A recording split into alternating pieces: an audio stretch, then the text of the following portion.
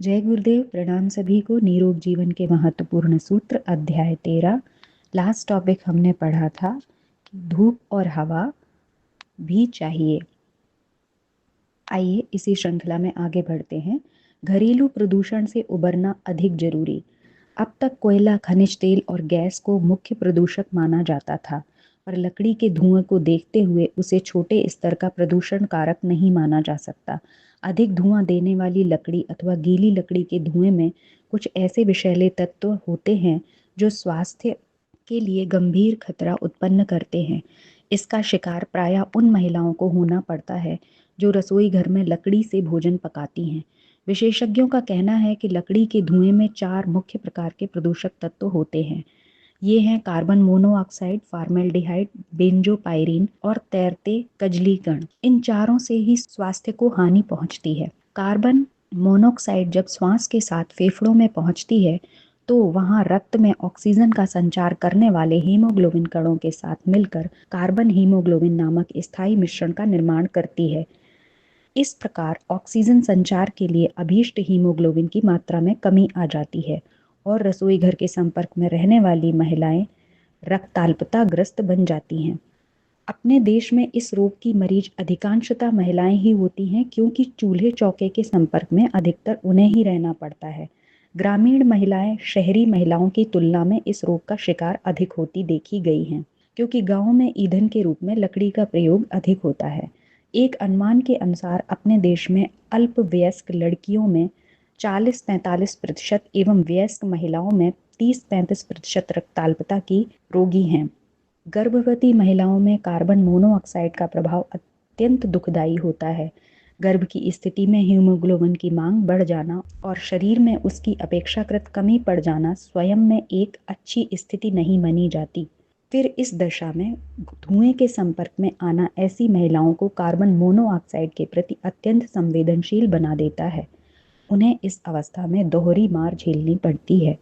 प्रथम, गर्भस्थ भ्रूण को हो रही रक्त की आपूर्ति के कारण आने वाली हीमोग्लोबिन की मात्रा में कमी, और दूसरा, धुएं के संसर्ग में आने से हीमोग्लोबिन का कार्बन कार्बोक्सी हीमोग्लोबिन में परिवर्तित हो जाना। इस परिस्थिति में पलने वाला भ्रूण जब पूर्ण विकसित होकर बाहर आता है तो उसका वजन सामान्य बच्चों से काफी कम होता है। फलतः जन्मते ही अथवा जन्म के 1 या 2 सप्ताह के उपरांत उसकी मृत्यु हो जाती है। लकड़ी के धुएं में पाया जाने वाला दूसरा दुष्प्रभावी तत्व फॉर्मेल्डिहाइड है। इसके कारण आंख, नाक, गले और त्वचा में जलन होने लगती है और प्रायः आंख नाक से पानी आने लगता है। इससे फेफड़ों के दमा, ब्रोंकाइटिस, एम्फीजिमा तथा त्वचा संबंधी रोग होते हैं। अध्ययनों से पता चला है कि धूम्रपान करने वाले और धुएं के संपर्क में रहने वाले लोगों के बीच में रोगों में कोई विशेष अंतर नहीं होता। विशेषज्ञों के अनुसार दोनों से पहुंचने वाली हानि लगभग एक जैसी होती है। यह जानने के लिए कि धूम्र युक्त वातावरण में रहकर हम किस परिमाण में विषैले तत्व निगलते हैं, गुजरात के खेड़ा जिले के आणंद शहर में सन 1981 में एक विशेष परीक्षण किया गया। इसके लिए वहां के 40 ऐसे घरों को चुना गया जहां भोजन लकड़ी के माध्यम से पकाया जाता था। परीक्षण के दौरान रसोई पकाने वाली महिलाओं के मुंह व नाक में प्रदूषक तत्वों को छानने वाली एक विशेष प्रकार की छन्नी लगा दी गई।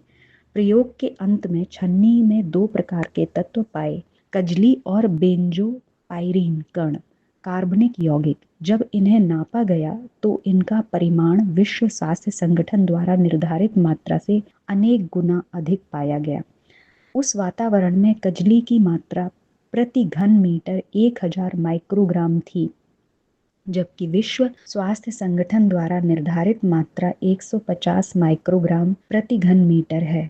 इस प्रकार बेंजोपाइरीन की मात्रा भी खतरनाक स्तर की देखी गई। सिगरेट में भी यह विष पाया जाता है। चिकित्सा विशेषज्ञों के अनुसार यह तत्व कैंसर जन्य होता है। यदि सिगरेट के हिसाब से बेंजोपाइरीन का अनुमान लगाया जाए तो गुजरात के ग्रामीण घरों में करीब 22 पैकेट सिगरेट के बराबर इसकी मात्रा होती है। लकड़ी के धुएं में विद्यमान बेंजोपाइरीन की न्यूनाधिकता इस बात पर निर्भर करती है कि जलवान के रूप में प्रयुक्त की जाने वाली लकड़ी गीली है अथवा सूखी। गीली लकड़ी की स्थिति में इसकी मात्रा अप्रत्याशित रूप से बढ़ जाती है। अध्ययनों के दौरान ज्ञात हुआ कि अत्यधिक धुएं के संपर्क में रहने वाली महिलाओं में हृदय तथा फेफड़े संबंधी शिकायतें बढ़ जाती हैं और कई प्रकार के रोग उत्पन्न हो जाते हैं। पुरुषों में ऐसी शिकायतें धूम्रपान के कारण होती हैं, पर अधिकांश महिलाओं में इसका कारण चूल्हे चौके का अनियंत्रित धुआं है। धुएं से उत्पन्न महिलाओं का स्वास्थ्य संबंधी संकट सिर्फ गुजरात की ही समस्या नहीं है, न्यूनाधिक रूप से यह संपूर्ण देश में देखा जाता है। इस घरेलू प्रदूषण और उसके दुष्प्रभाव से बचा कैसे जाए, इस बारे में पर्यावरण विशेषज्ञ कई विकल्प सुझाते हैं। उनका कहना है कि यदि ईंधन के रूप में प्रयुक्त की जाने वाली लकड़ी का चयन सूझबूझ के साथ किया जाए तो धुएं के अत्यधिक परिमाण के संपर्क में आने से बचा जा सकता है। वे कहते हैं कि लकड़ियां अधिक धुआं छोड़ती हैं और कुछ कम बबूल, कैथा आदि लकड़ियों से कम धुआं निकलता है, जबकि नीम से बहुत ही अधिक। यदि भोजन पकाते समय लकड़ियों के चयन के संबंध में इस बात का ध्यान रखा जा सके तो धुएं के संपर्क से जो क्षति पहुंचती है उससे बचा जा सकता है। कई लोग इस संबंध में चिमनीदार चूल्हे का सुझाव देते हैं, किंतु इससे आंच में कमी पड़ सकती है। इसके दो अन्य विकल्प भी हैं।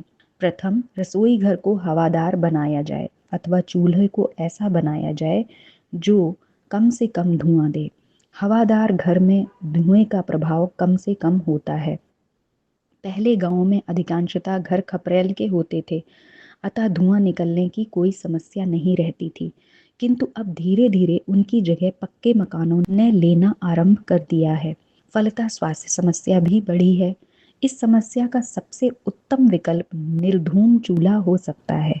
इस प्रकार के चूल्हे का विकास सर्वप्रथम हैदराबाद इंजीनियरिंग रिसर्च लेबोरेटरी ने सन 1940 में किया था। बाद में इसी चूल्हे के आधार पर अखिल भारतीय खादी ग्रामोद्योग संघ एवं गांधी निकेतन आश्रम ने मगन चूल्हा बनाया। इस चूल्हे में 3 मुंह होते हैं, धुआं कम निकलता है और ईंधन भी कम लगता है, अस्तु यह हर दृष्टि से वर्तमान समय के लिए उपयोगी सिद्ध हो सकता है। इससे स्वास्थ्य रक्षा भी हो सकती है और ईंधन में बचत भी। यह चूल्हा और भी सुगम रूप में घर में ही बनाया जा सकता है। इसका विधिवत शिक्षण वैकल्पिक ऊर्जा विभाग तथा आंगनबाड़ियां सतत देती रहती हैं। ऐसे ही शिक्षण शांति कुंज में भी चलाया जाता रहता है। निश्चित ही निर्धूम चूल्हे का प्रयोग करके धुएं से होने वाली हानि से बचाव ईंधन की पूरी कैलोरीफिक वैल्यू का उपयोग हो सकता है। तो आज के टॉपिक में हमने पढ़ा कि घरेलू प्रदूषण से उबरना अधिक जरूरी, जिसमें हमने जाना कि हम जो घर में चूल्हा जलाते हैं उससे घर में बहुत अधिक प्रदूषण होता है, तो उसके स्थान पर निर्धूम चूल्हे का प्रयोग किया जा सकता है। उससे हम बहुत सारी बीमारियों से भी बच सकते हैं और ईंधन का सही तरीके से उपयोग भी हो सकता है। तो आज के लिए इतना ही। जय गुरुदेव, प्रणाम सभी।